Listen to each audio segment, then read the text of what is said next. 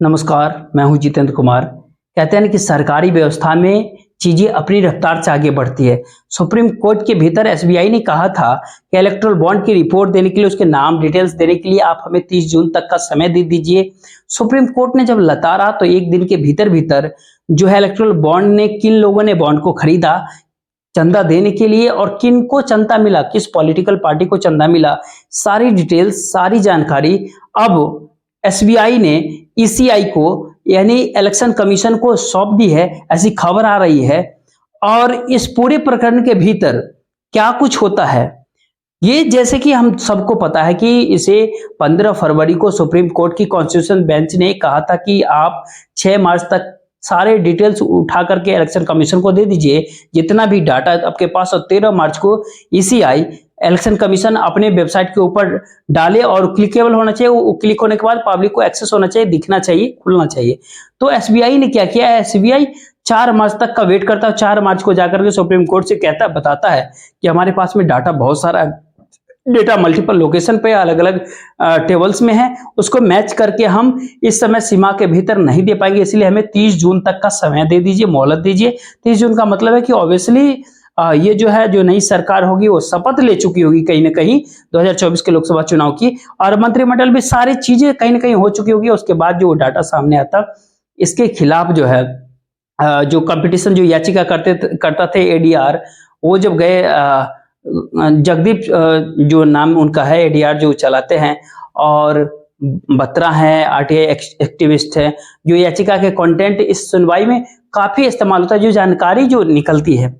तो ऐसे में ये होता है कि कोर्ट क्या कहता है, कोर्ट ने उस याचिका को दोहरा दिया। 12 तारीख को, 11 मार्च को जो है उस याचिका पे एसबीआई की सुनवाई हो। कोर्ट ने कहा कि हम कन्विंस्ड आपकी बातों से नहीं हो रहे। बहुत सारे लोग अब देश ने देखा, सोशल मीडिया के ऊपर कई सारी टिप्पणियां होती है कि एसबीआई कितना मेहनत कर रहा है आशीष साल्वे को हायर करना, ऐसे टाइम लेना कि आप हमारा केस लड़ लीजिए, उनको पे करना।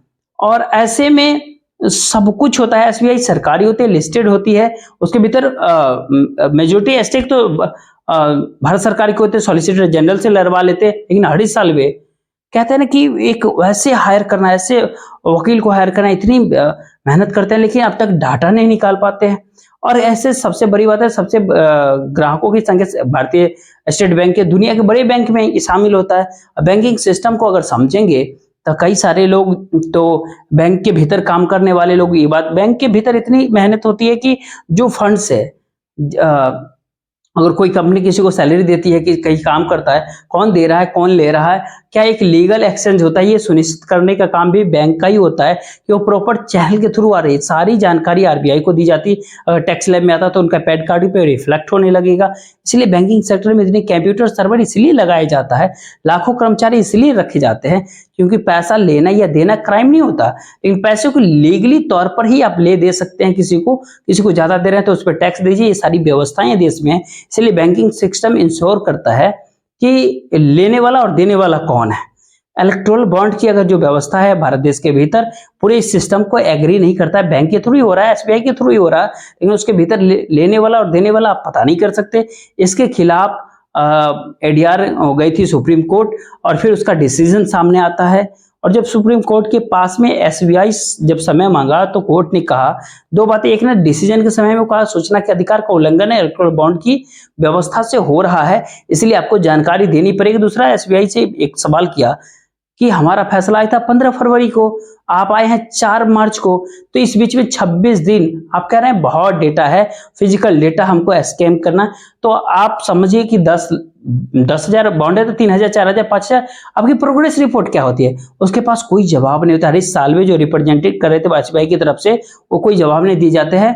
अब कोर्ट ने कहा कि ये आप मुझे मत कुछ कहिए, आप कहे टेबल में अलग अलग मिला के नहीं दे, आप कहे पूरे टेबल ही दे दीजिए, हम मिलवा लेंगे।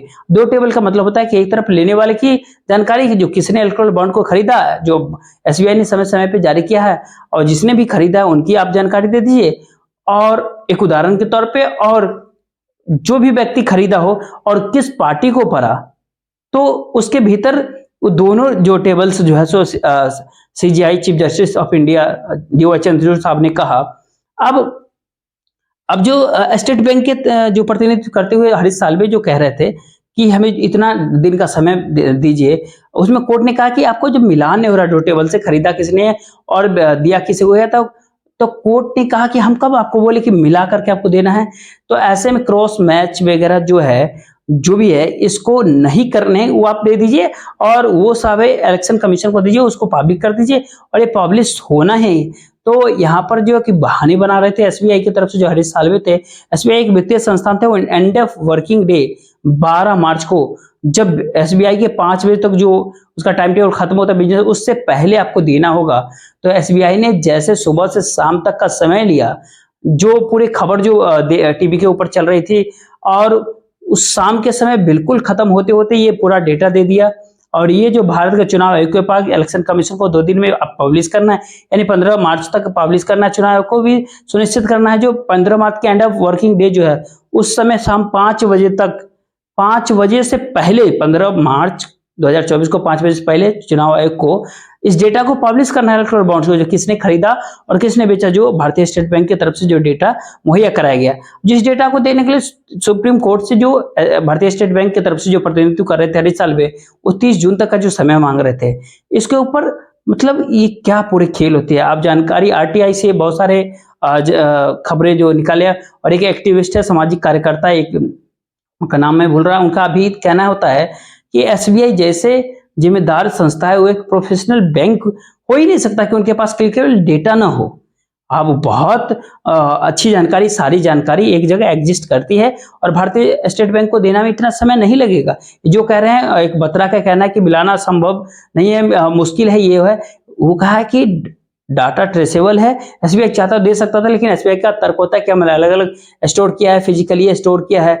लेकिन अभी भी जो है कई बातें ऐसे हैं जिसमें जितने भी राइट एक्टिविस्ट हैं, जितने जर्नलिस्ट होते हैं, बहुत सारे लोग मान करके चल रहे हैं, जब 15 मार्च 2024 को जब इलेक्शन कमीशन की वेबसाइट पे डेटा जब बाहर आ जाता है, अलग अलग आएगा, जब ये संभव है कि बॉन्ड को बनाने की एक मियाद होती है, 15 दिन में इलेक्ट्रल बॉन्ड एक्सपायर हो जाता है, 15 दिन के अंदर उसे पूरी प्रक्रिया होती है, व्यवस्था होती है, जो भी करना है, और 15 दिन के भीतर प्राइम मिनिस्टर रिलीफ फंड में चल जाता है। अगर लाख रुपए का बॉन्ड खरीदा 15 दिन के भीतर, अगर जिसके लिए लिया नहीं दिया, तो ऑटोमेटिक वो खत्म हो जाएगा। फिर वो कानून एक्सेप्शंस क्रिएट होते हैं, बहुत सारी चीज एक्सपायर बॉन्ड्स भी भुनाए जाएंगे, इस तरह की पूरी प्रक्रिया होती है। अब सारे बॉन्ड्स जो है, तो इस दौर में जो एक देखने समझने वाला बात यह होगा कि परचेज किस ब्रांच से हुई, एसबीआई के अमुख ब्रांच से, कोई भी एक ब्रांच से हुई परचेज, और उसको भुना दिया जाता है, फिल्म से कोई भी पॉलिटिकल पार्टी को दिया जाता है।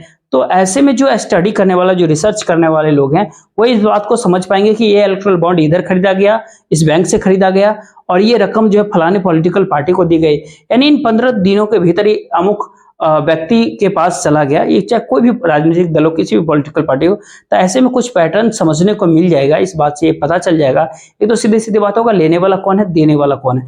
दूसरी बात होगी कि ऐसे में इलेक्ट्रल बॉन्ड जो है, जो कौन लिया और किसने कितना किसको पैसा दिया, तो इससे पहले के डिसीजन, उससे पहले की सरकारी पूरी कार्रवाई जो है, उसके बाद के डिसीजन, उसके बाद की सरकारी कार्रवाई को समझ पाएंगे। और फिर ऐसे में सीधा सीधा तो पता नहीं चलेगा, किसी ने देख पाएंगे, लेकिन एक इंफॉर्मेशन आपको मिल जाएगा। आपने गेस लगा सकते हैं कि कहाँ किस किस लोग को बॉन्ड खरीदने और देने का या भूलने का फायदा हुआ है। इस सारी प्रक्रिया होगी। आप देखिए, इलेक्शन कमीशन 15 मार्च को सुप्रीम कोर्ट के आदेश के अनुसार इलेक्ट्रल बॉन्ड के सारा डेटा जो अपने वेबसाइट पे अपलोड करेंगे, और उसके बाद हम पूरी जानकारी आपके सामने जरूर लेकर आएंगे। जय हिंद, जय भारत।